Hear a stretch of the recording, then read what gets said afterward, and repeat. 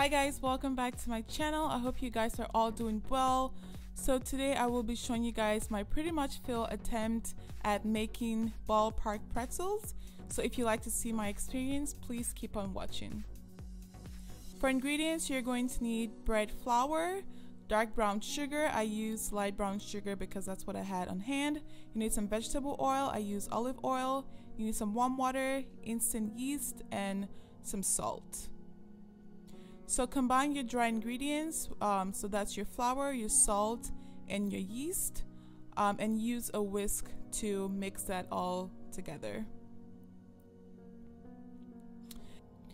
Add 2 tablespoons of oil into the water. So this was the first time I made this recipe, so that actually was not in the ingredients, it wasn't the step.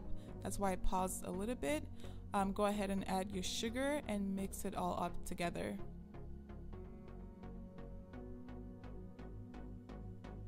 So I will be using my stand mixer for this recipe. So I just have it on low. I'm mixing up all the dry ingredients, and I will slowly pour in my oil, sugar, and water.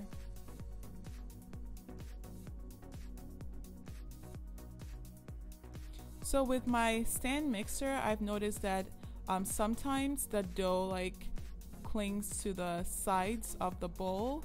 So sometimes I have to push it, and sometimes it clings to the whisk as well, or the paddle or the hook. So go ahead and push the dough back into the bowl if you notice that it's clinging onto a side or onto the dough hook. So I tend to do this multiple times during the mixing step. And once your dough is all incorporated together, I like to increase my speed to about medium and knead for about 8 minutes until my dough is very soft and stretchy.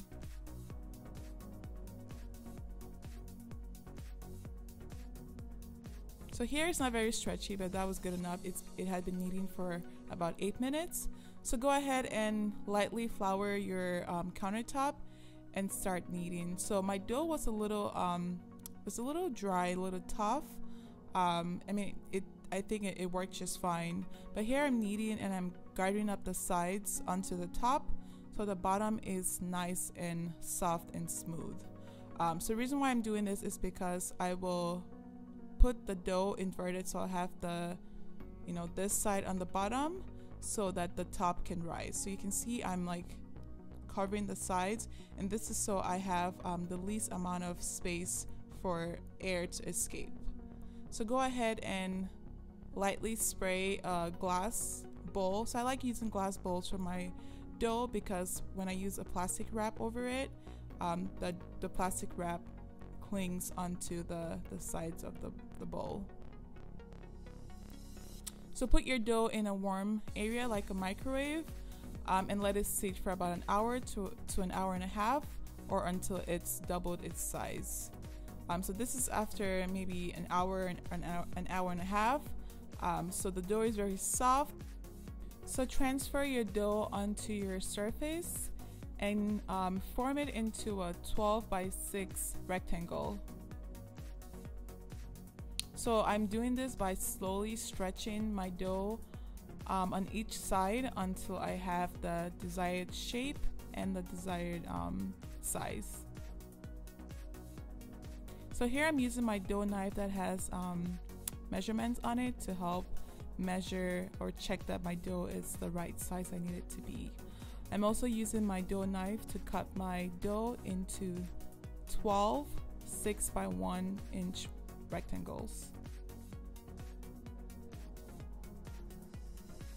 So go ahead and move 11 pieces of your dough and leave one at a time so you can work on it. Also cover your dough with plastic wrap when you're not working on it to help it prevent it from drying out. So here I'm just rolling my dough into a 22 inch rope. I honestly didn't measure it. I just rolled it until it was pretty long. And here comes the fun part, which is forming your pretzel. So this is the first time I've done this. It was a little tricky. I was just trying to follow the pictures from the recipe. As you can see, this did not look good. So I tried doing it again. I noticed that the top had to be a little wider and bigger for it to look like a pretzel. And for my first attempt, I feel like that's pretty good. It's not like great like the book, but I think it's pretty good. This is also a fun recipe that you could try with kids. You know, I think just because they're called pretzels doesn't mean it has to be shaped as a pretzel. You can get creative, you know, and form other shapes that you want.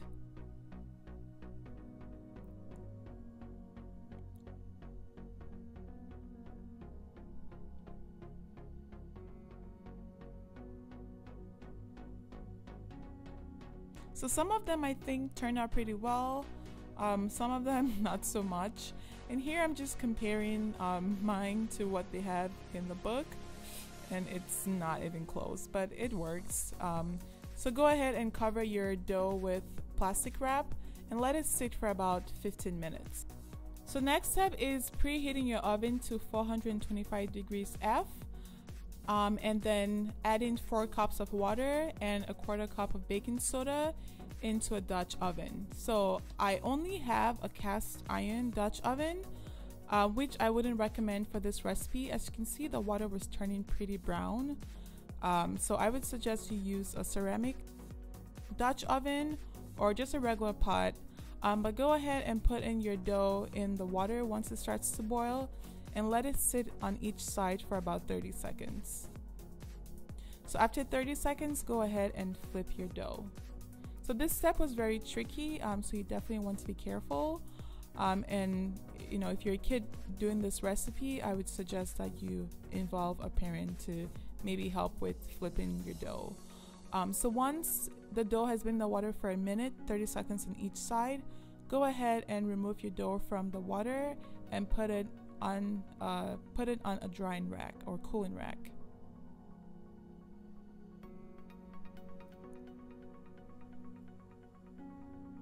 So keep repeating this step until you've boiled all of your dough.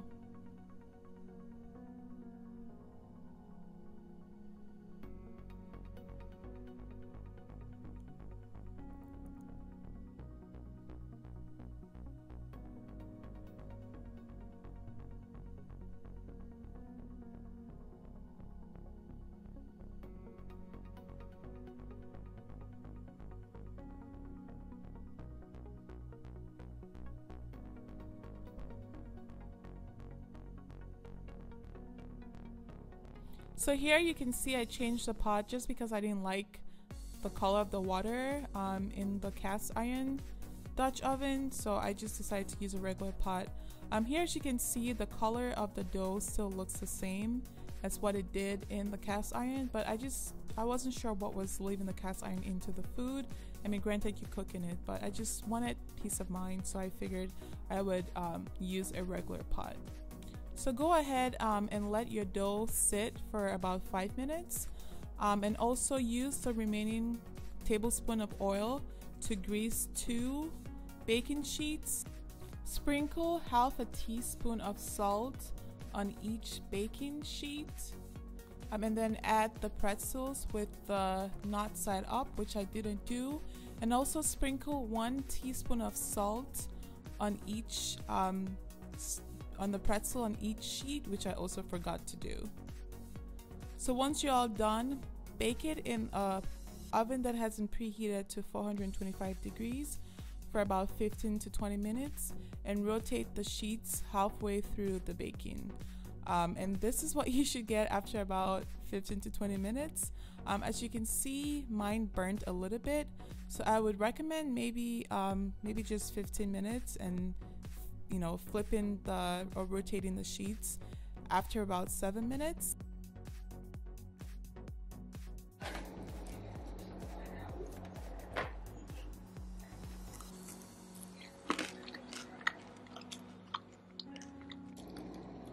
Breakfast was really salty. Isn't it salty? Oh, that's salt. Okay, add more salt, but Thank you guys so much for watching, and I hope you guys enjoyed this video or at least learned from my mistakes. So hopefully if you guys try this out, leave me a comment below, and I hope you guys have a lot of fun trying out this recipe. Again, thank you guys so much for watching, and I will see you guys in my next video. Bye guys.